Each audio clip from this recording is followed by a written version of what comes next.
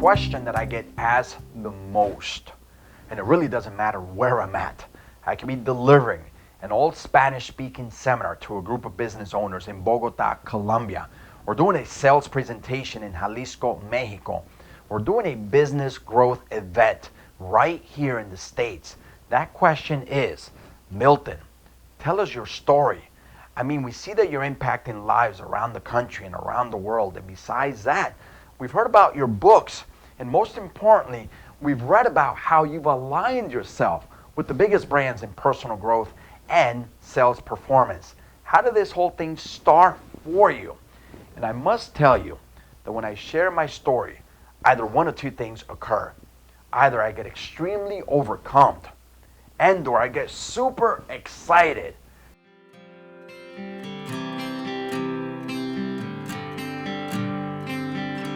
Friends, my story starts out 37 years ago in a place called Colombia.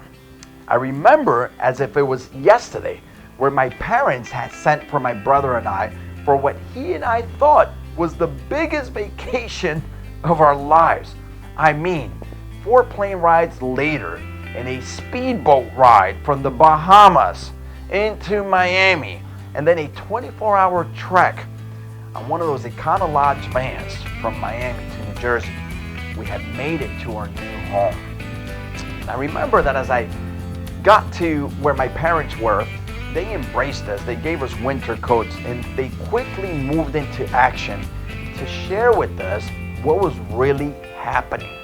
Friends, I quickly discovered that this was no vacation. Rather, it was a transition into a country where I did not understand the language, did not understand the culture, and as excited as I was a little frightened.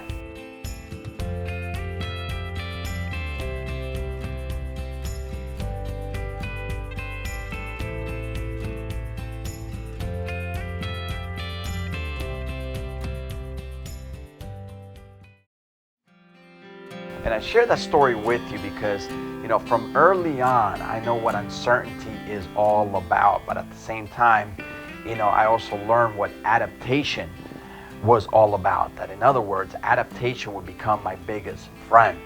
I mean, I learned the language, made friends, and quickly, more or less, fell right into place, right again, and felt right at home. I remember being 22, right about to graduate college, Montclair State University in Jersey. And that day, a friend and I had actually taken a ride for lunch in a neighboring town called West Orange. And as we walked into this bagel shop, there was 40 women in the back of the room. And one of them is actually speaking to the group. Now I said to my friend, let's get a little closer and see what they're talking about. And as we got closer, the lady who was delivering the seminar, I mean, it was as if she had eyes in the back of her head. She quickly turned around and looked at my friend and I and said, do you care to join us? And I looked at my friend and I said, hey, why not? And as we approached the table, being the only 2 guys there, we more or less knew that we were there for a reason. And I must tell you, during those 20 minutes that she had left over in that talk, she spoke about success principles. She spoke about books. One of the books that I remember that she was talking about was The Magic of Thinking Big by David Schwartz. And beyond that, she also threw out something called Think and Grow Rich. This was my very first experience into the world of personal growth. Now at the end, she invited the group to an upcoming seminar that was taking place in a neighboring town. And as we got up to more or less exit the room, she came from around the table and she said, so, are you attending? And I looked at her and I said, well, Lydia, little lady from the Bahamas, I just graduated college. I said, and beyond that, I think I'm okay. Even if I wanted to attend your workshop or the seminar that's coming to town, as you call it, it's $500. I don't have $500. And something about her look and then words more or less convinced me that I best find the $500 to go to this event. And I knew that I must find the $500. And Lydia quickly started asking me questions. In other words, she was trying to feed into my creative flow and creative juices. And she asked me about my parents. She says, "Are your parents alive?" And I said, "Lydia, yes, they're alive." And she says, "Why don't you start there?" And I said to her, I said, "Lydia, I can't go back and ask my parents for $500. And I quickly share with her the story, how when I made it here from Colombia, they emptied out their bank accounts to bring us here. And she asked me another question. And I mean, I was just sweating because I was actually too much in my head just thinking about my parents. I mean, these are folks that just worked extremely hard. My dad drove a truck for 35 years. Mom had 3 jobs, and one of the jobs was serving coffee and donuts at a Dunkin' Donuts. And how could I take money from people like them that work extremely hard just to keep the household going? But something about Lydia's questions, because then she said, "Hey, do they love you?" And I said, "Well, I think they do. They brought me here." She says, "Well, you got to ask them to let you borrow the money." And she winked at me and she says, "Trust me, if they love you, they'll let you borrow it." She said, "How committed are you to go to this event?" And as I got into my then 280ZX to drive to Dad's home to ask him for the money, I became enthused. I started to imagine, because Lydia said, "Look, just imagine that he's writing the check." So I got really excited. And I remember getting to my neighborhood and coming around the bend and praying for the truck to be there. And I saw the truck there and I got excited. But I tell you one thing, there was part of me that was a little bit fearful. And as I went up the steps, my dad opened the door, and the first thing that I did, and I think this was just pure inertia. In other words, I was just acting out of desperation and somewhat excitement because I wanted to go to the event. I said, "Dad, I need a loan." And he says, "A loan? For what?" And I must say, it wasn't a fun conversation. 30 minutes though later, he did let me borrow half the money. He quickly then pointed me in the direction of Mom. He says, "You know who can give you the other half." And I remember driving to this place called Lake Hiawatha, New Jersey, where I would be meeting Mom at work. In other words, she was serving coffee and donuts at the local Dunkin' Donuts, and feeling guilty to ask my mom, who at that point worked 3 jobs, for money. But something about what Lydia said, "Hey, if they love you, they'll do it," compelled me to just say to Mom, "I need your help."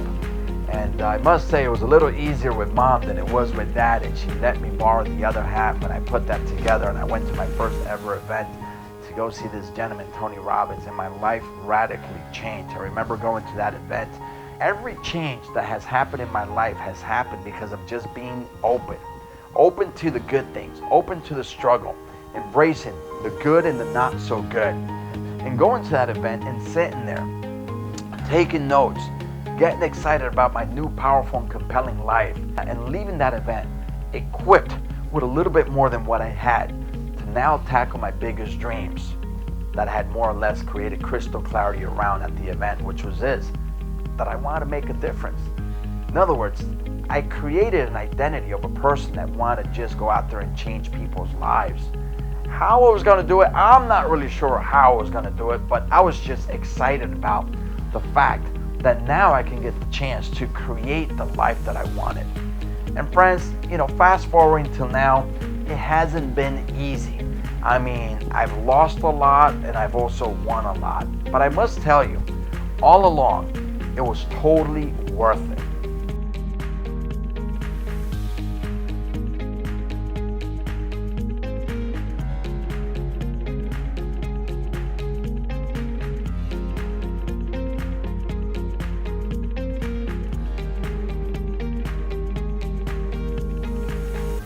Now, what does this all mean to you?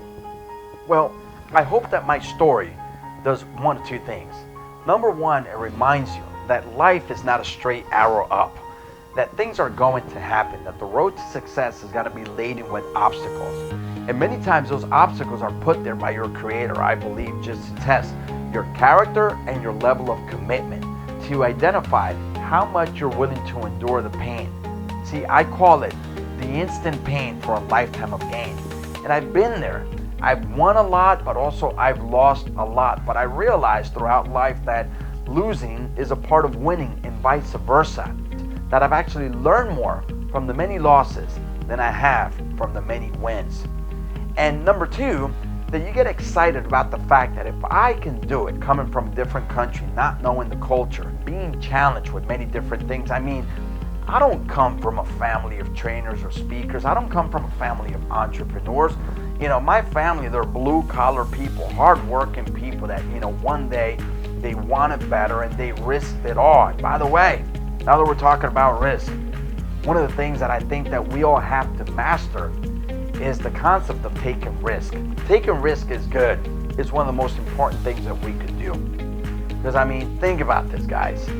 Down the road, you and I will regret a lot of the things that we didn't do more than the things that we did do. And that's what my life has been all about. Asking myself these very intelligent questions, such as, when I get to the age of 75, 85, the good Lord has me here. What are a lot of those things that I'm going to more or less hit playback on that I did not do? That now at this age I'm going to regret. Because you know the story. We're going to regret the things that we did not do more than the things that we did do. So I learned very early on, especially as I cultivated a new mindset, that risk taking was part of what I call success. And if you walk away, but with that concept, life will start to give you what it is that you want. Life has amazing rewards for people that manage to take amazing risk. So friends, welcome in this journey. I sure hope that you join me. If you're a business owner, if you find out that I'm coming to town or I'm doing a seminar, or perhaps you see that I put out a new video or something that can add to your bottom life and most importantly, make your life a whole lot better, I sure hope that definitely you can tune into it. And beyond that, if you see that I'm inching closer and closer to you, perhaps I may go to your town and deliver a seminar. I sure hope that I can meet you and shake your hand, and most importantly, give you a big hug, and most importantly, embrace each other and remind ourselves that while life wasn't easy, it was sure worth it. Thank you, guys.